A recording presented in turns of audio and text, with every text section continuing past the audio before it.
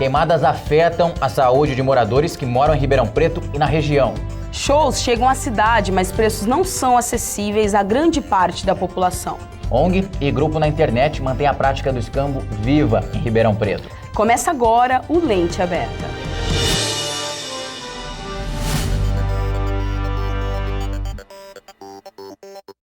A queima da palha da cana-de-açúcar ainda é um problema para quem mora em Ribeirão Preto e região. Conviver com as queimadas já virou rotina. Nem mesmo uma proibição por lei tem sido suficiente para abolir de vez a prática, que afeta a saúde da população e o meio ambiente. Ribeirão Preto é a capital do agronegócio no Brasil. A cidade é responsável por grande parte da produção nacional de cana-de-açúcar. Contudo, a ocorrência de diversas queimadas na palha da cana prejudica a qualidade de vida dos moradores, que precisam conviver com a sujeira causada pela foligem, ao mesmo tempo que sofrem com os danos causados à saúde, como ressalta esse especialista. Nós tivemos um fenômeno aí de grandes queimadas, com aumento de partículas em suspensão, uma delas a fuligem. Isso causa piora das doenças respiratórias prévias e, consequentemente, causa quebra das barreiras de defesa do sistema respiratório, causando gripes, resfriados. A CETESB, Companhia de Tecnologia de Saneamento Ambiental, é o órgão responsável por fiscalizar a queima irregular da cana no estado de São Paulo. Nós, nesses períodos mais críticos, estabelecemos os roteiros de fiscalização da equipe de engenheiros da CETESB na região toda, que já são direcionadas a fiscalizar áreas de queima de palha de cana. Nos utilizamos de satélites também que detectam as queimadas e, através, então, dessa metodologia, nós priorizamos as áreas de queima onde existe a fiscalização in loco. Segundo o Ministério Público, o avanço da mecanização no campo diminui a necessidade da queima da cana. O corte da palha da cana provocou uma mudança na forma como se cultiva a cana. Se todo esse esforço já foi feito, eles não têm por que continuar queimando. Em 2014, uma nova lei municipal entrou em vigor em Ribeirão Preto, proibindo a queima da palha da cana. Mas a nova lei conflita com uma resolução estadual que permite as queimadas dentro de certos parâmetros. É o que explicam o secretário do Meio Ambiente e o presidente da Associação Pau Brasil, ONG que luta contra as queimadas na região. Na verdade, a lei estadual ela é uma lei inconstitucional, né? Quer dizer, ela, na medida que a gente, de forma alguma, perante a lei de crimes ambientais, que é uma lei maior, né? Que não permite nenhuma forma de poluição que é considerada crime, né? Como que uma lei pode permitir que seja feita queimadas, né? Então é uma coisa até absurda, né? Na verdade, com esse conflito de leis que a gente tem, com a estadual e a municipal, a gente acaba ficando num choque jurídico muito grande. E fora esse choque jurídico, nós temos também que na região, nenhuma cidade, nenhum município proibiu a queima de cana. A população, da onde está vindo essa queima? Não está proibido em Ribeirão Preto? Vocês estão autuando ou não estão? E na verdade nós estamos nos municípios limítrofes, teoricamente está liberado a queima de cana. Manuel Tavares e Daniel Gobi também ressaltam que a população apoia o fim das queimadas. Desde o começo, né, da Associação Pau Brasil, sempre teve esse grande apoio da população contra as queimadas, né? A população de Ribeirão Preto hoje, o nível de reclamações que ela efetiva via serviço de atendimento ao munícipe, que aliás é um meio que a gente usa para fiscalizar esse tipo de queimada, é enorme. Os moradores de Ribeirão Preto mostram indignação com um problema que fica ainda mais grave devido à escassez de água. Prejudica muito mesmo, faz mal pra gente, eu tenho um irmão acamado que faz muito mal pra ele também, cai muita queimada, não vem se limpar e não tá sendo fácil não. É bem difícil para quem trabalha com a faxina, suja bastante, sem contar o mal que faz para a saúde, né?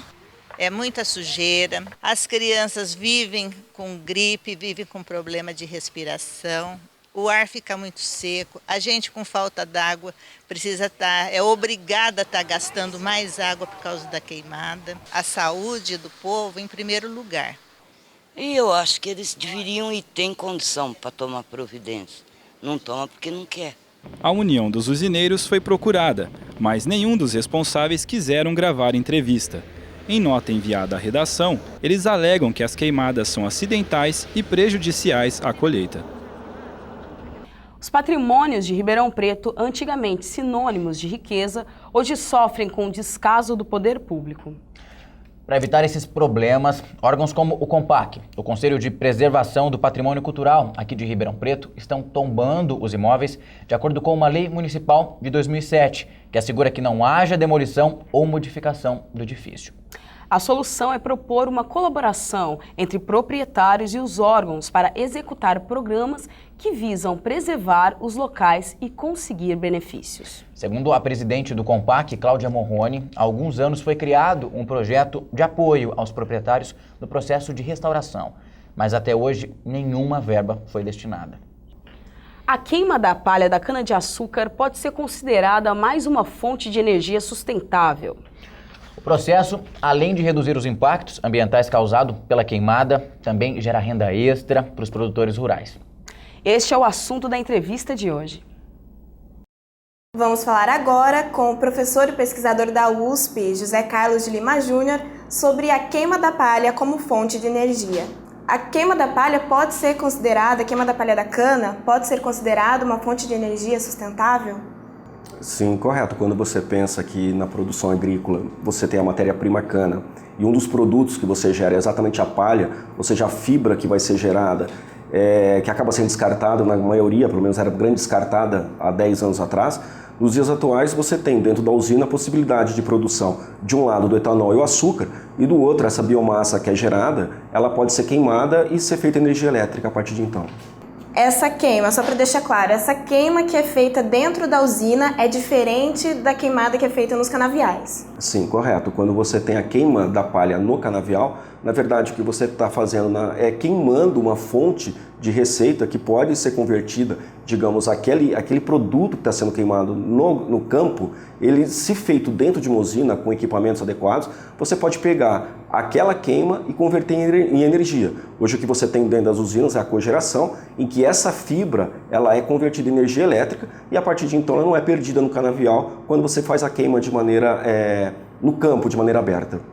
E como você falou, para acontecer essa transformação então da palha em energia, é necessário ter equipamentos que nem todas as usinas possuem. Sim, hoje quando você pega a maioria das usinas que estão instaladas no Brasil, existem algumas que acabam priorizando os dois produtos principais, que são o etanol e o açúcar.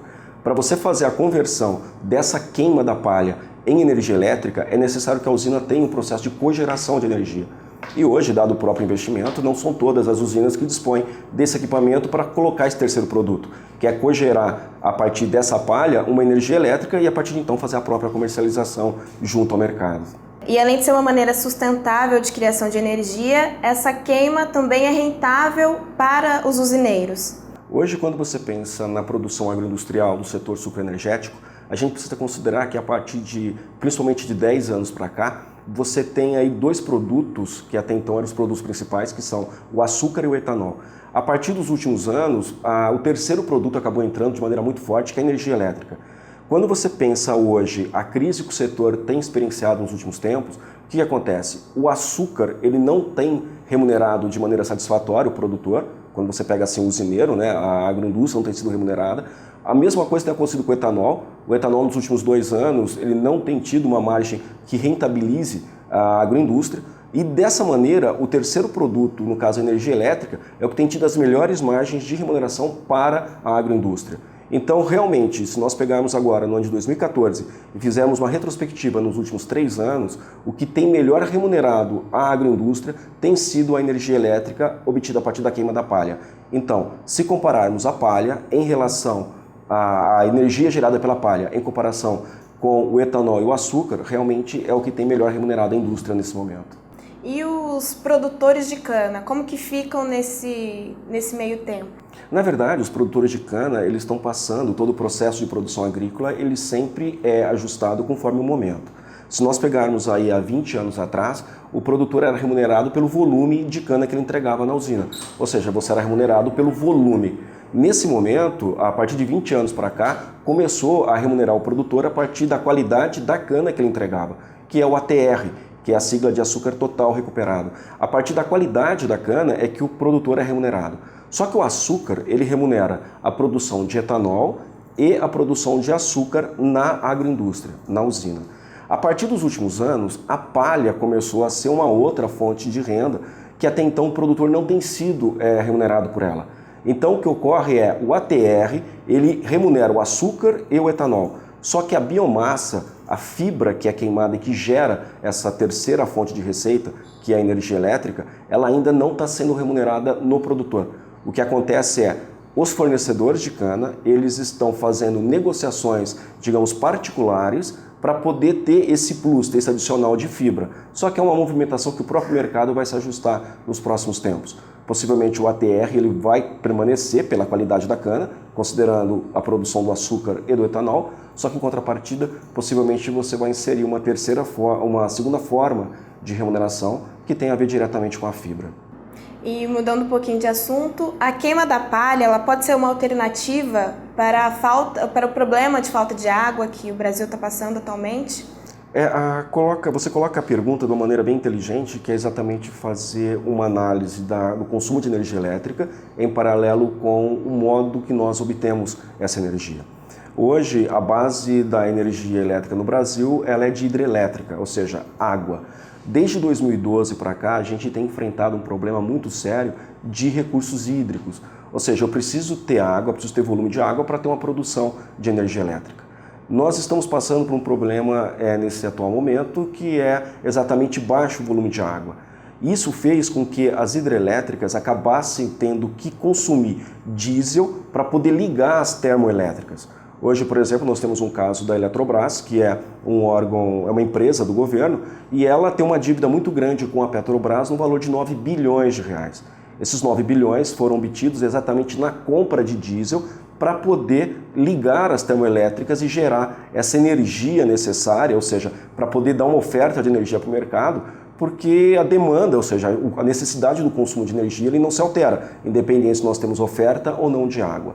Quando você pega e coloca outra situação, que é a possibilidade de gerar energia a partir da queima da palha, você coloca uma situação que poderia ser beneficiada não só beneficiar não só a agroindústria, mas toda a sociedade como um todo. Porque você tem, por um lado, várias usinas que não possuem a cogeração de energia, portanto essa palha ela é subutilizada, ou seja, em muitos casos ela nem é utilizada, e ela pode ser comercializada para essas outras usinas que estão cogerando.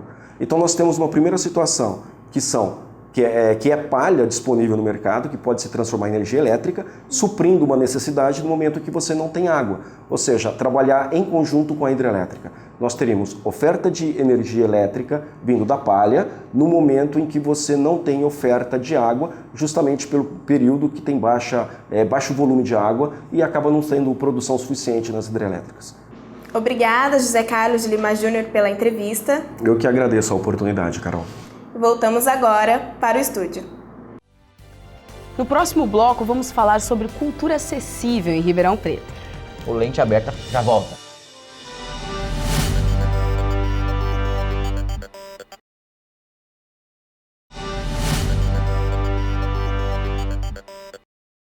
Produções culturais que antes só eram realizadas nas grandes capitais, agora estão chegando em Ribeirão Preto e com uma frequência um pouco maior.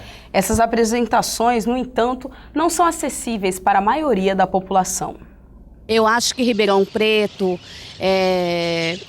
tem bastante espetáculos, mas precisava ter mais entrada franca. Então tem que ter muito mais oportunidade para que a gente possa assistir essas peças nas praças. Porque eles andam muito caro, né? Além de grandes shows, Ribeirão Preto tem alternativas acessíveis à cultura. Espetáculos de teatro, exposições e shows podem ser vistos gratuitamente ou através de ingressos que custam até R$30. Espaços culturais com valor reduzido na cidade não faltam, mas de acordo com esse diretor de teatro, os locais precisam de incentivo. Espaços culturais de Ribeirão Preto proporcionalmente tem mais que Campinas, que é uma cidade com triplo de habitantes, não é? Você tem teatros aqui em tudo quanto é lugar. Você tem teatro nos colégios, tem teatro nas universidades, você tem espaços aqui, você tem Pedro II, você tem Teatro de Arena, você tem Municipal, Teatro Bassano Vacarini, tem dezenas de teatros na cidade, tem dezenas de espaços. O que falta é oferta. E por que falta oferta? Porque falta incentivo para que os artistas possam sobreviver. Claro, o governo tem sua culpa por causa da política neoliberal, mas a sociedade civil também está pouco se lixando para a cultura. O Teatro Ribeirão em Cena é um dos espaços culturais da cidade que há 14 anos desenvolve projetos voltados para as artes cênicas, trazendo espetáculos com preços de até R$20. Os espetáculos aqui são espetáculos produzidos pelo núcleo de pesquisas e é o núcleo de alunos, de bolsistas já formados aqui, não é? Então, é um trabalho cooperativado e isso permite com que nós trabalhemos com os ingressos a preços populares e, na maioria das vezes, gratuitamente, porque nós somos uma entidade sem nenhum fim lucrativo. Na agenda cultural da cidade, também tem espaço para outras formas de arte. Quando falamos de música, por exemplo, nomes de artistas nacionais e internacionais passaram por Ribeirão Preto este ano no Sesc, com ingressos que variam de R$ 2,50 a R$10. O Sesc conta com um orçamento próprio e o valor dos ingressos são subsidiados por isso. Este espaço também traz diversas manifestações culturais todos os meses para diferentes públicos. É uma programação bem diversificada que acontece durante todo o ano. Na área de exposições, Ribeirão também conta com galerias e museus que trazem fotografias, pinturas e esculturas, locais abertos ao público e com ingresso grátis. Um exemplo é o MARP, Museu de Arte de Ribeirão Preto, que recebe cerca de 2.000 visitantes por mês. Mas, para o diretor do museu, este número é considerado baixo. As exposições são trocadas frequentemente, são gratuitas, então gostaríamos que tivesse muito mais visitação no museu. Newton acredita que a baixa procura pelo museu se dá pela falta de interesse da população. Falta, eu acho que vontade um pouco de frequentar esses espaços, até como uma possibilidade de diversificar a programação mesmo. Às vezes as pessoas vão nos mesmos lugares sempre e ela poderia usufruir muito mais da cidade, dos espaços de cultura que tem uma programação disponível. O documentarista Arthur Barros, o atual chefe do Arquivo Histórico aqui de Ribeirão Preto, vai criar um centro de documentação sobre a história dos negros na cidade.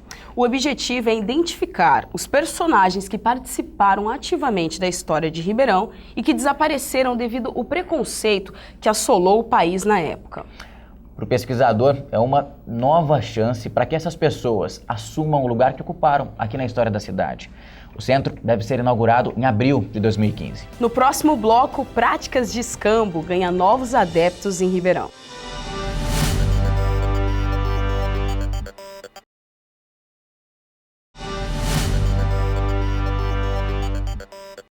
Desde 2005, um projeto em Ribeirão leva alegria para crianças e adolescentes que estão internados ou em tratamento nos hospitais. Conhecidos como os contadores de história para crianças e adolescentes hospitalizados, eles têm o apoio do Centro de Voluntariado.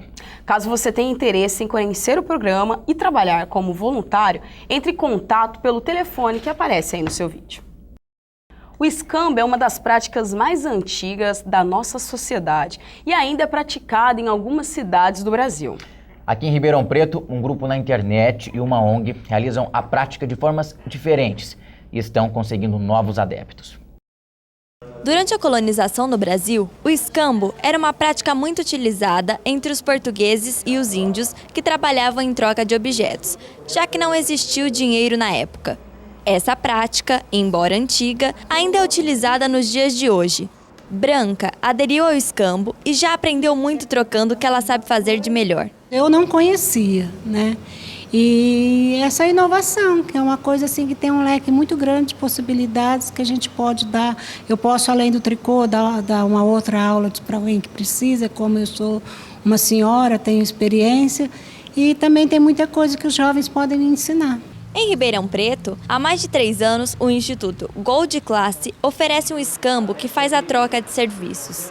Instalado no Simeone, os moradores do bairro oferecem o que sabem fazer e recebem em troca algo que necessitam. Basicamente, a pessoa se cadastra, num banco de dados que é igual uma agência bancária. Lá tiramos saldo pró, saldo contra, de quem a pessoa buscou o serviço pela última vez, né? Quantas horas ela deve, ela tem a receber. E neste ato nós entregamos um livro de voucher para a pessoa. Os pagamentos eles são resumidos em horas, por exemplo, meia hora de prestação, uma pessoa passa para outra esse voucher e ela passa a ter um poder de compra em cima de todas as outras pessoas cadastradas. Quem frequenta o Instituto também pode utilizar o espaço para estudos, pesquisar na internet ou, se preferir, realizar um escambo de serviços, como é o caso de Branca. Eu quero, mais para frente, a hora que eu terminar, deixar ela um pouquinho mais apta a poder fazer uma peça de roupa, aí eu vou querer aprender informática. O nosso trabalho é muito árduo no sentido de convencimento de que isso também pode ser feito à base de troca. Muitas pessoas estão sedentárias, têm grandes habilidades, estão trancadas em suas casas e elas têm essa opção da troca. O escambo é uma das práticas mais antigas da sociedade, quando a mercadoria ainda era usada como moeda de troca. Hoje, com o surgimento da internet, essa prática vem ganhando um novo espaço, as redes sociais. A Escambaria é um grupo no Facebook que foi criado por moradores de Ribeirão Preto. O objetivo é trabalhar o conceito de economia solidária. Funcionando desde 2011, é possível encontrar no grupo os mais variados tipos de produtos. Qualquer pessoa pode pedir para ser adicionada no grupo, né? Mas lembrando que só perfis pessoais são aceitos. O que não pode trocar? Armas e drogas. O resto, assim, tanto de produtos quanto serviços, a gente não teve nenhum outro problema até hoje. Renê já realizou trocas de diversos objetos através do grupo na internet e sempre deixa alguns de reserva no carro, caso apareça uma oportunidade de última hora. Além do escambo, ela já fez vários amigos no grupo e, inclusive, costuma envolver a família nas trocas. Você percebe que tem como você viver não dependendo do dinheiro. Fiz várias amizades, assim, de encontrar depois para a rua, às vezes, eu convidar amigos meus para colocar no grupo que ficaram muito viciados. O Lente Aberta fica por aqui. Até o nosso próximo programa.